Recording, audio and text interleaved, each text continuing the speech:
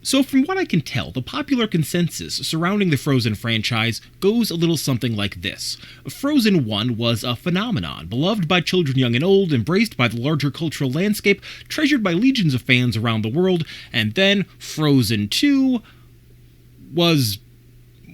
well, poor Frozen 2, am I right? Faced with impossibly high expectations, Frozen 2 was just fine, I guess. Certainly it was no Frozen 1. Critics were kind-ish to it, and yeah, it made tons of money, but the vibe I get is that Frozen 2 is considered to be kind of a mess. Just take this Twitter thread from 4 days ago by funniest person on YouTube, Jenny Nicholson. Quote, "I'm gonna be haunted for my whole life by that Disney Plus documentary where they're making Frozen 2 and, like 6 months before release, they have a lot of miscellaneous animated sequences but still don't know what the movie is gonna be about. That scene where Kristen Bell watches the trailer and is like, uh-oh, have I been giving the wrong performance because the tone and the footage in the trailer doesn't reflect anything she's recorded VO at this point? The story of that whole documentary was presumably supposed to be like, you'll be surprised to hear it was actually a very fraught production, but we pulled it all together in the end, when instead you're watching it like, yeah, this explains a lot." This is interesting to me. I remember watching Frozen 2 and feeling that it was a weak follow-up to that first film, and here Jenny Nicholson was presenting the reason why the film felt that way. The reasons for that film's failure could be found in the documentary that she mentions, and so I watched it, and I came to a very different conclusion than she did. The documentary Nicholson is referring to is a 6-part Disney Plus series titled Into the Unknown, and it does deal with the tumultuous production of Frozen 2. And yes, the making of Frozen 2 does seem like it was a bit of a mess, but I think that there's something important within this documentary that actually explains not why the film turned out poorly, but why the film actually works pretty well, and why many of us are kind of watching both it and the first Frozen movie completely wrong, because yeah, I feel like a lot of people, including possibly Jenny Nicholson, are misreading the Frozen franchise. So today I'd like to explore why Frozen 2 isn't the mess that many people believe it is, how the documentary illustrates this, and how Frozen 2 is actually a bit more interesting and a bit more complicated than a lot of folks seem to think it is. Oh, and I'm also going to go ahead and just apologize right now for centering this discussion around an offhand tweet by Jenny Nicholson, but it does provide us with a somewhat timely launching point for a discussion of a franchise whose last film came out 4 years ago and whose next installment won't be released until 2026. But with that out of the way, let's get to it. If we're going to talk about the Frozen franchise, we of course need to start with this. 1. Approaching Frozen logically. If you had to summarize the plot of the first Frozen movie, how would you do that?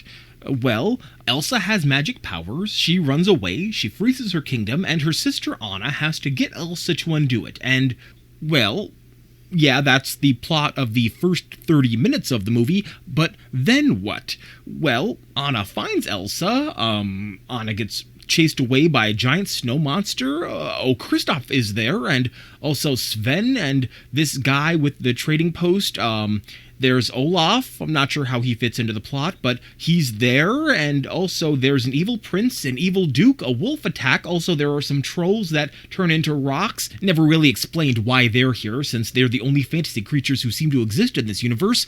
One of the trolls is a wizard, and in the end, Elsa accidentally hits Anna with some of her ice powers, which can now apparently transform a living person into ice, but that's okay, because Elsa comes back, does a big whoopsie with regard to the whole freezing of the entire kingdom thing, and then the end? I would argue that the plot of the first Frozen movie is a bit of a mess. Contrast it with other princess-themed Disney films released around the same time and you'll see what I mean.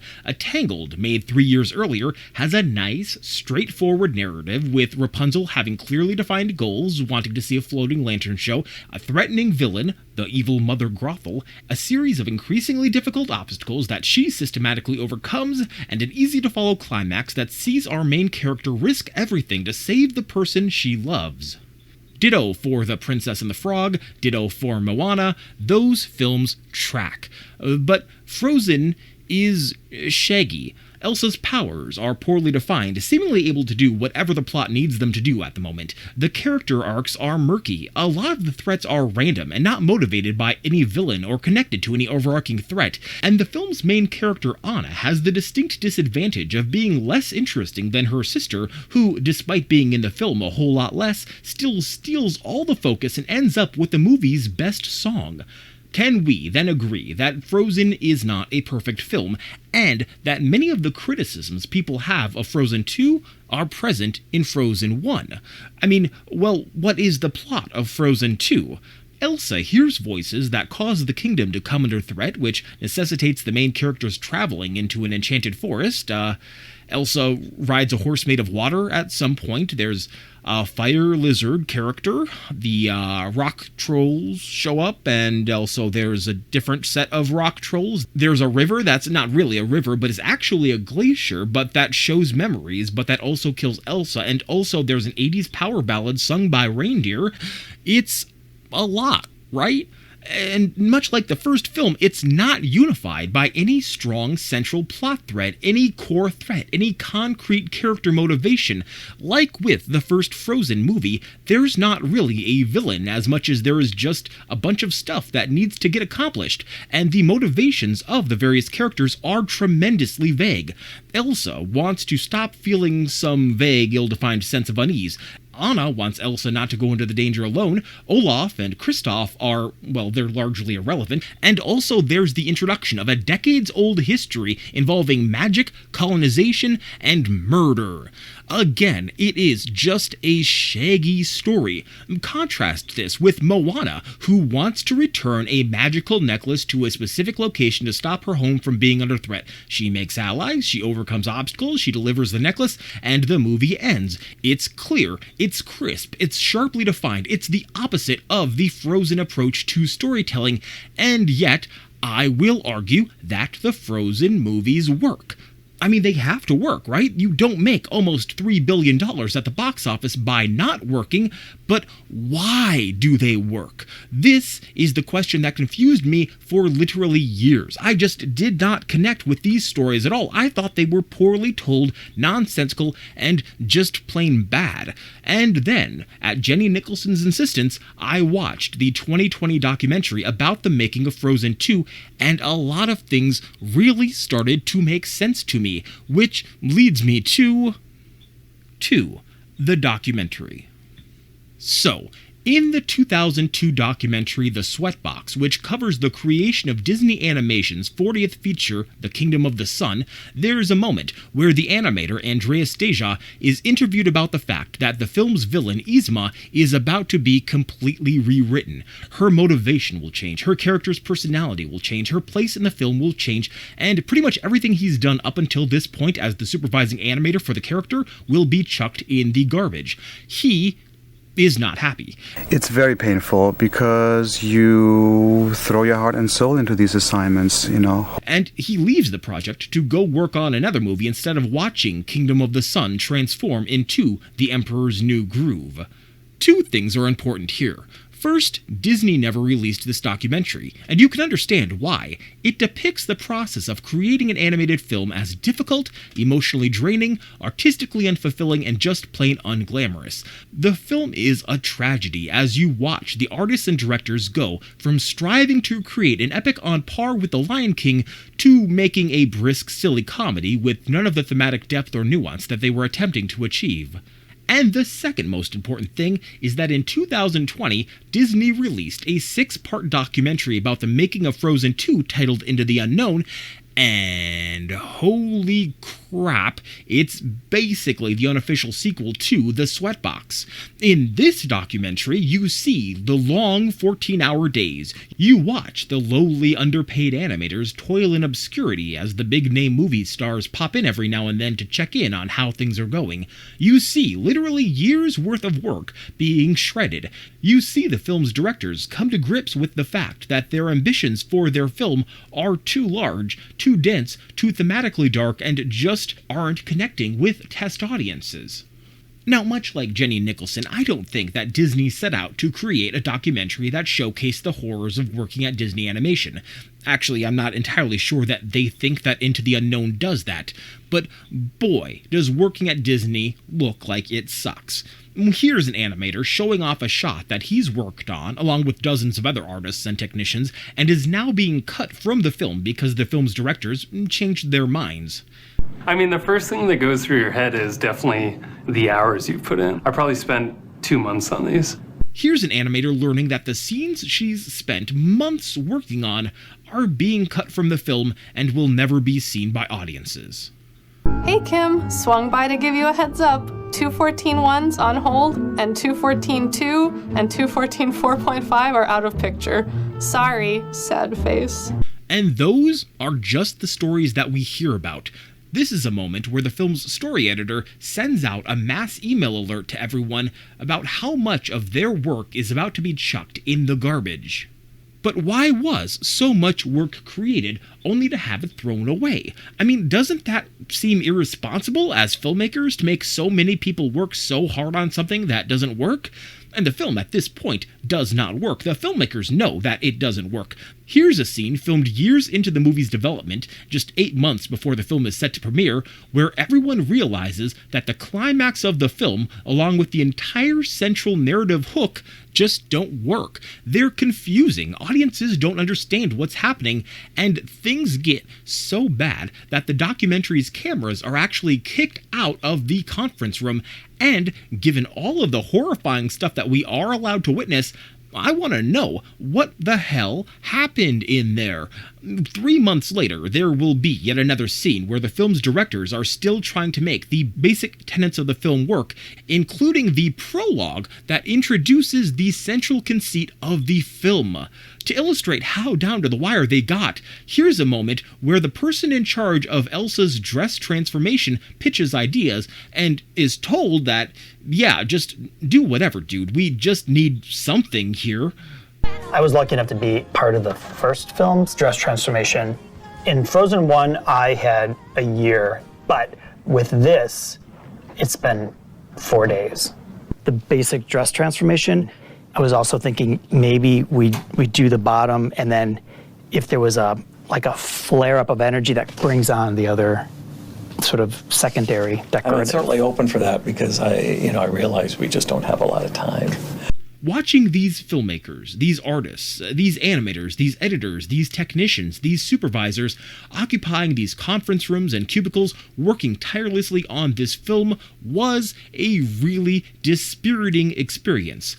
All of these different employees in all of these different departments coming in early and staying late, missing their families, their children, their spouses, giving up their lives, and for what? One animator describes how, while watching the film for the first time, she's gonna squeeze her boyfriend's hand when her shot comes up, because those few seconds will represent what she's spent the last 3 years of her life on. Because while those famous voice actors are going to get to go to the D23 Expo to be cheered by fans and will get to go on talk shows to promote the film, this credit here is all the recognition that this animator is ever going to get. But of course, that's the job, right? You're working to fulfill someone else's vision, not to serve your own creative impulses. This is not your project, it's the director's. So then, what is the creative vision that the two directors, Jennifer Lee and Chris Buck, have? What are they trying to say with this film? What are they trying to communicate? I put it to you that the story of Frozen 1, and indeed the story of Frozen 2, are not very good. I also put it to you that the characters of these films are not terribly interesting. They're paper thin, generically designed, and aren't terribly expressive. But these criticisms do not matter. Because the Frozen franchise is not about plot, and it's not about characters. All of the elements that the filmmakers spend hours and hours debating and refining and throwing out and reworking, those are not the important elements. The core of the film, the strongest parts, the things that absolutely need to work, well, they were already thought out, because Frozen 2 and Frozen 1, for that matter, aren't about characters or plot. They're about themes and ideas. And that brings us to this. 3. The emotional truth of Frozen. Frozen 1 is about love. It is about the importance of love, the definition of love, the power of love, the act of love, and the absence of love. The characters of Anna and Elsa grow up craving one another's familial love, which is denied to them by their parents who die at sea, further denying both girls parental love. To me, this is not a film about Elsa's powers imperiling a kingdom, or about a villainous prince trying to take over. All of that does not matter. This is a story about two women who need love. One of them, Elsa, feels that she does not deserve to be loved, and the other, Anna, craves love to the point where she is willing to do dangerous and reckless things like marrying a man she just met and risking her life to find her sister. Elsa's powers and the stakes of a kingdom in peril only matter so far as they are external manifestations of the emotional ideas at the story's center. The theme of love made real. The theme of love connects every element of this film. Kristoff, an orphan boy, found love with an adopted family of trolls and his reindeer, and has grown distant from the world of humans, openly saying that reindeers are better than people. But he too discovers the importance of love unexpectedly during his interactions with Anna. And Olaf, who would seem to have no clear utility in the film's narrative other than to sell merchandise, is actually the living embodiment of the concept of love. This is a film about love in its many, many forms. Platonic, romantic, familial. This is about what happens when we don't have it, when we want it too much, and how much power it gives us. The individual scenes, the individual characters, the songs, the moments, even the locations are not terribly important in the context of the movie's plot, but rather they are important in terms of how they relate to the film's themes and its exploration of those themes. And for that reason, I think Frozen really, really works. And Frozen 2 works in much the same way. The plot, once again, is kind of boring. So are the characters. I don't know, for example, how many fans there are of Lieutenant Mateus or Honey Marin, and I'm not sure how many audience members were genuinely concerned about the plight of the indigenous North Undra people or the Arendelian soldiers trapped for 3 decades in a mysterious forest, and I don't actually know how many audience members cared that much what the mysterious voice at the center of the film's narrative was. Oh, spoiler alert. It was the voice of Anna and Elsa's mother as remembered by the water of a magic river that somehow turned into a glacier that contains a magic cavern that contains memories. I think. Instead, Frozen 2 is about exploring the theme of change and expanding on the first film's theme of love. Characters, the individual scenes, the songs, the conflicts, even the locations represent change as the characters try to decide how to negotiate the familiar versus the unknown. We are told that the Enchanted Forests are a place of transformation. The film's climax features the destruction of a dam which has been preventing change, keeping back the literal river of memories from flowing freely into the kingdom, which would create disruption and enter the kingdom into an unknown future. But in the midst of all of this, we are told that one thing cannot change, and that is love. Because while things around us will transform us and challenge us, the love that we have for one another cannot. And that love can, using the film's terminology, provide all of us with a bridge that will continue to connect us, although change may separate us. These are very poetically interesting films. They pack in a ton of symbolism and metaphors, and, well, that's just really neat. Because while The Enchanted Forest may not be dramatically interesting in terms of the film's three-act structure, it is a fantastic metaphor for the ways in which our resentments can cause us to resist change and remain trapped in cycles of unhappy and unproductive feelings. While the voice that Elsa hears calling to her doesn't make a ton of logical sense within the film's quite frankly muddled magical mythos, it does represent an irresistible call not to be content with the status quo, to move beyond the familiar and the safe, and to challenge the way that things are. And you can maybe even view Elsa's powers through this lens. She not only has the power to freeze things in place, but she also has the power to transform the ice and snow. She can use her powers to stop change or to initiate it. The Frozen films are deep, and they represent the years-long commitment of hundreds of people who worked very, very hard for what I'm sure isn't a ton of money. Looking back at the documentary in this light, I think I understand the process of this film's production a little more clearly. It seems to me as though the film's director had worked out so clearly the emotions that they wanted to convey, but that the plot that strung those emotions together just would not come together until finally, well, they did the best they could, made it work well enough, like the transformation of Elsa's dress in the Cave of Altahallen, so that the stuff that the filmmakers were more interested in could go ahead. As a result, well, no, these films are not entirely successful, but they are trying something interesting, and I'd encourage anyone who's interested to go back to those films and, rather than viewing them through the lens of plot or character development, to view them through the rhetorical frame of themes and abstract concepts, because I'd like for you to think back now to those earlier Disney princess films that we talked about. Tangled, The Princess and the Frog, and Moana. All three are far more straightforward and far more successful in terms of story, and all three have characters who have more clearly defined motives, whose character arcs are neat and tidy, and all three movies are pretty thematically uninteresting.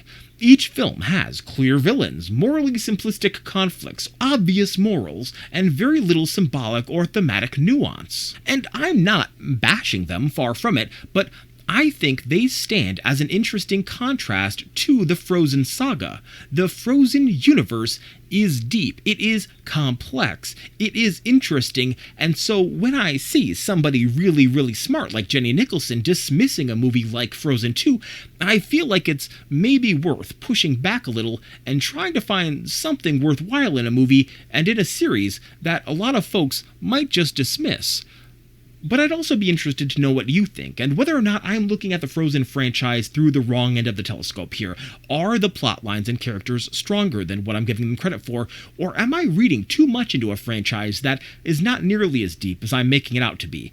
I'd love to hear your thoughts, and if you thought that this was a fun video, here are a few more that I made. I'd love for you to subscribe, and I hope you'll join me next time. I've got something really fun planned, but until then, bye!